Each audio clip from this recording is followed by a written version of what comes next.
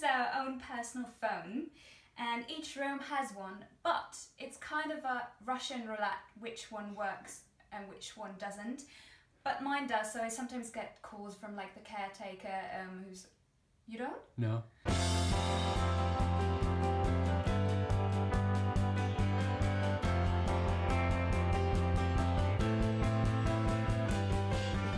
Hey guys, and welcome to my dormitory tour in Japan.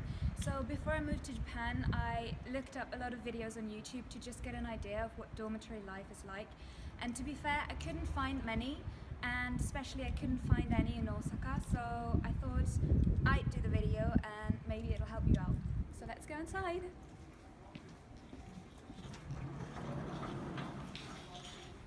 So to open this door you need like a security code and your key. So we just put it in here. And then you put the security code in here, which I'm not going to show you for obvious reasons, so don't look. First thing you see is that this little board here with the room numbers, and every time you go out or you come back, you need to basically, I'm just going to select a random one, you just need to like turn it off, and this means you're out. And when you come back, you just turn it back in, so that in case of emergency, the house manager knows if you're in or not. This is the booth of the house manager, incidentally. And we have two caretakers, and they're both really nice, and they kind of take shifts. So the first thing I do when I come home is to just check my post quickly. Each student has their own little post box and a code which is assigned to them when they move in. So you just do the code here and you open the post box. Here we have the OA stu, which I haven't used once, to be fair. It's just like a little classroom, I guess, where people can study or use the whiteboard if they want to and study in groups or whatever. But I usually study in the library, in a cafe, or in my room. I don't really use this room, but it's still nice to have it. So now we're in the common room, and this is the area where we can just chill out and watch some TV. You can't access Netflix on there unless you have a computer, but you can just watch Japanese TV. You can have a look at the books lying around here, and actually here's another kind of study area, I would say, which I've actually used once. Yeah, but it's nice to just hang out there and watch a film from time to time. Oh, hey! Oh, sorry, I was just talking to my mum. Actually, obviously I wasn't. But this is actually a payphone, a real one. Like, you can use it to make international calls if you want to, but obviously no one really uses it, but it's still here. So this is our little garden. Well, I wouldn't really say it's a garden. It's more the area where you can actually put your rubbish. And I don't know if you know this, but Japan is pretty strict on rubbish separation. So we've got these ones for normal rubbish, so things you can burn, some pet bottles, cans, plastic, and then over there is paper. But I won't go into the details because I figure you're not going to be too interested in the details of rubbish separation. So let's move on. Okay, so this is our little gym. I mean, I don't really think you could call it a gym, but actually there are some things that you can use. I haven't, but like, you know, I can't even pick this up. Oh my god, this is so heavy. Do you actually know what this is for? Me? Yeah, No. you. No. I have no idea, but... Arm strength or something. Oh wait, is it maybe like you can use it like this? Oh yeah. And then you can be like that? Anyway, just trying to figure out the equipment. Something for abs, I would say. So just go on here. Do you actually though? I'm not really sure. I don't think you know what you're doing. No. Okay, let's not do that. I didn't do that, right? No. Okay. 集会室? Like assembly room. So it's quite dark in here. Let's see if we can turn on the light. Yeah, so sometimes people practice their musical instruments here. Like for example, one of the girls, she plays harp, so she practices here sometimes. There's a piano over there that you can use. And if there are any like parties or assemblies, for example, the other day we had like a fire evacuation drill, so that would take part in here. Okay, let's check out my room.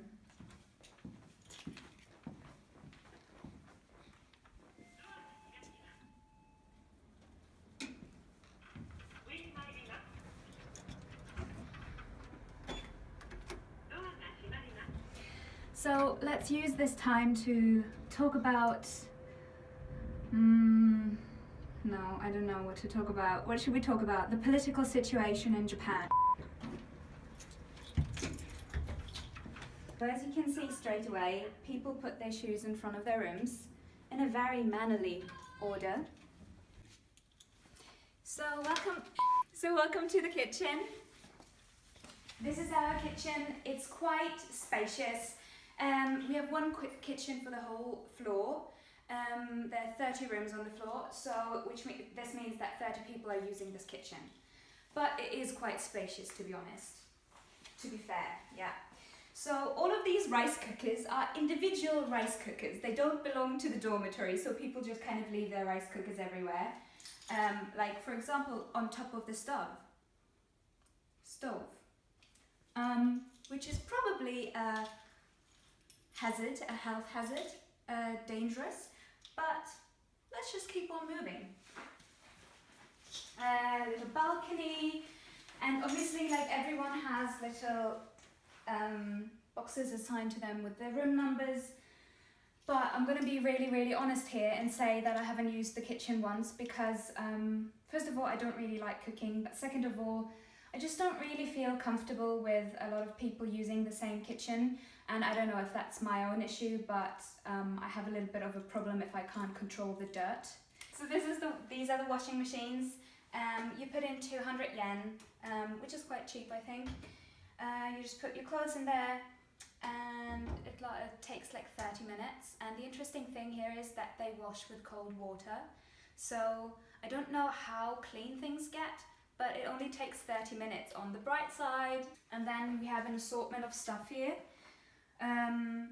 most of which belongs to individual people again, but this is the microwave, so this is actually the one thing in the kitchen that I do use on a regular basis. Your microwave is nearer than mine. Is it? Yeah. Let's try it. That's my room coming inside.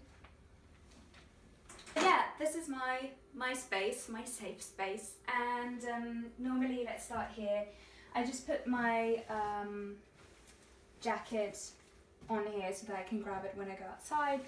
Here's my umbrella, and then you can see there's quite a lot of space to put your clothes and stuff. Let me put on the light. So yeah, if you see here, I have like a rice cooker and just like some of the, some food, some dishes, most of which I didn't actually buy myself. My predecessor left them for me. And just some cosmetics.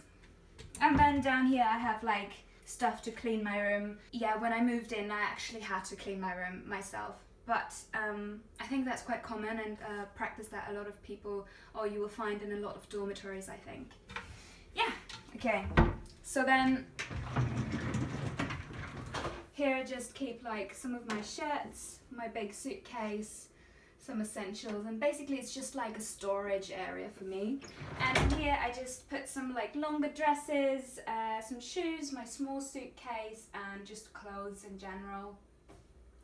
And actually, I'm really happy that I can store my suitcases inside the closets, because it's just really nice to be able to put them away and not think about them or see them standing in the room. Yeah, so this is my fridge. It's quite big and spacious, and if you have a look inside, there's never much in it. I always go shopping every second or third day. That's just me. And then you have a little area, so this came with the dormitory as well. This was left for me, a little kettle where I just usually like make coffee or just boil the water actually, because I like to boil the water in Japan before I drink it, because it's said to be more sanitary and better for you. And yeah, just a little storage area. Then here we have the desk, which is really nice because it's big and you can actually do some uni work on here. Like I've seen other dormitories where the desk is really small and you don't really have space to do your work, so this is really important for me. This is our own personal phone and each room has one, but it's kind of a Russian roulette which one works and which one doesn't. But mine does, so I sometimes get calls from like the caretaker who's... You don't? No. Yeah, I sometimes get... I mean, that just sounds really weird. What I mean to say is I sometimes get calls saying like, actually, like for example, my air conditioning got cleaned, so they called me to ask which time would be good or how they got in touch with the company and stuff. So it's nice because you don't have to go downstairs all the time. It's nice that we have such a big balcony, which is where I just let my washing dry naturally because I much prefer it to a dryer, especially since the dryer takes like 3 hours to dry anything. So I'm just not putting up with that. Okay, and then this is my bed. I bought some fairy lights as well and some pictures of my family and friends and my fiance, and then my bed with Mickey Mouse covers because that's the only thing that I could find, but I still think it's quite cute. So yeah, and then each of the rooms has their own bathroom, which I'm immensely grateful for. I cannot tell you how grateful I am for my own bathroom because I can keep it clean, I can just like take care of it, and I wouldn't want a common bathroom. It would be like my nightmare. Okay, so it's quite small, but it's really nice.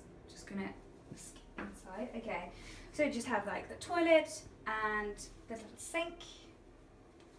And I bought a shower curtain as well. Like this was designed as a wet cell, so you don't need a shower curtain. But before I had it, this used to get all wet and I just really didn't like it. So yeah, that's the bathtub and the shower, and it's nice to be able to take a bath, but I don't do it that often, to be honest. Yeah. Okay, let me get out of my bathroom. This was the tour of my dormitory, and I hope you liked it. If you liked it, subscribe to my channel and give this video a like, and I hope it helped you find out a little bit more about dormitory life in Japan and maybe prepare you for your trip.